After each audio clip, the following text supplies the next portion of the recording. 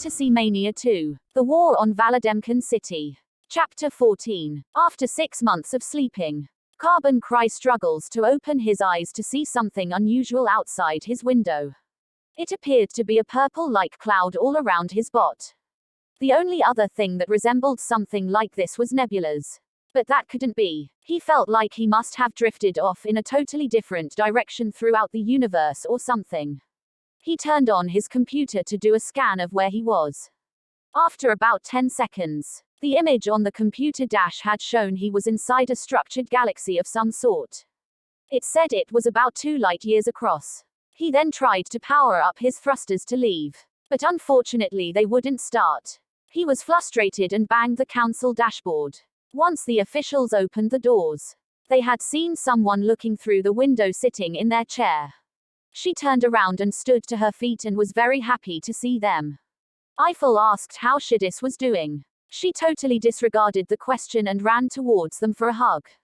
Now for those who don't know, Shidis was a 34-year-old young woman. She's very friendly and outgoing. Now the backstory of how she became the leader of this wonderful city occurred 12 years ago when her father had passed away. She was the only child and was taught how to fight by her father. Anyways, they settled down and took a seat to discuss their priority of being here.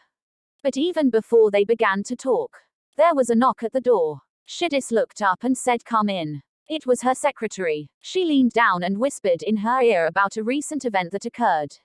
Apparently some residents of the city had been taken captive.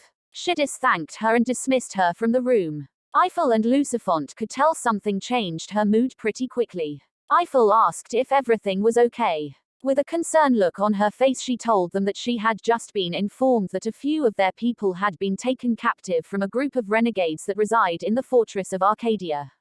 Lucifont spoke up and said yes. That place is further north of Ceta village. Shidis placed her hand on Lucifont's hand and told him it's going to be okay. She understood his beef with Arcadia and the loss of his wife.